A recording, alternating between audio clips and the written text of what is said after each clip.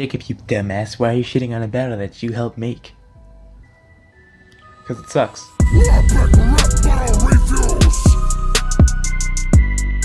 Since it went over well last month, I'm going to try to make a rap battle review, or at least rap battle related content once every month. I don't want to only go after easy targets though, so let's get a little recent, a little more people actually mostly like this. Today we're looking at Greg Heffley, main character of Diary of a Wimpy Kid, versus Maxwell, main character of Scribblenauts, from a series called Game On, created by a kid named Henry, which is... Well, sometimes it's two video game characters, but other times it's like a video games versus... I'm getting off track. And like I said in the opening, I helped make this battle. Trust me when I say I'm not going to be biased. I mean, I really just wrote a few lines and made the SoundCloud thumbnail. But hey, the caterers technically helped make Avengers Endgame. Alright, this ain't the Rap Battle podcast. Let's take a look at Greg Heffley versus Maxwell by Game On.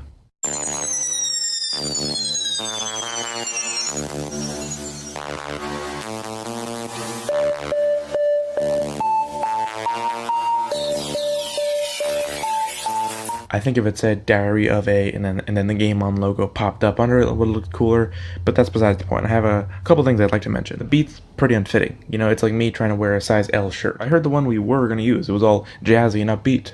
So what happened? Was Henry listening to it like, it needs more Metroid? Also, what's with these effects on it? It sounds like they're recording the beat at a concert and like pressing their mic up against a big ass speaker. But moving beyond that, I have a question just for the community, the rap battle community. What happened to announcers? So many battles nowadays don't have them, and I don't get why. It's really an effective way to hype up the viewer, but maybe... I hit the mic. It's really an effective way to hype up the viewer, but maybe that's just me. Speaking of which, thank you, Dustin, for doing the voice in the intro. Alright, let's get to the rapping.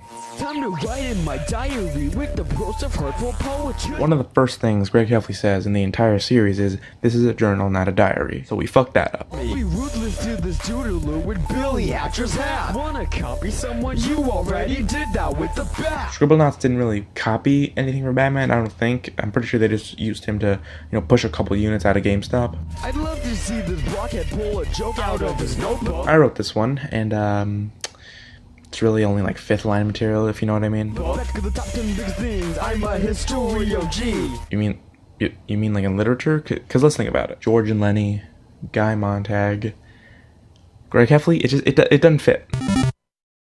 Frankly, this week kid's even freakier than Frankly. This reminds me to talk about the editing. It's not quite Squidward Suicide versus Dead Bart, but it's definitely nowhere even near Forrest Gump versus Waterboy. First your lane flicks, now this is your last straw. I'm in this for the long haul. To sing a psychopath that song. I know damn well the lyrics didn't say psychopath, not because of the subtitles, but because I wrote the line. Call it a nitpick, but the whole thing is that Greg is a theorized sociopath, which is different from a whatever. Sending this right back to being recast. I'll do it gladly. I'd make you swallow my words, but you could barely flip a patty. You know what? I wrote that. I'm proud of it. Fuck it. We're flipping the genius mode. I'd make you swallow my words, but you can barely flip a patty. In the first book, Greg loses a wrestling match to his arch rival, a girl named Patty. So he can't flip a patty, and Max is saying he would make him swallow his words. I think you get the point. So listen here, you really bucked up, Whippy Kid. You copied a dead Jewish girl, then played victim and hit. I was not aware that this was here until the first time I watched it. But in all fairness, it's not quite... Your raps are worse than the entire Holocaust. I don't want you to think I'm getting offended or anything. It's just a little jarring. That's all I'm saying. I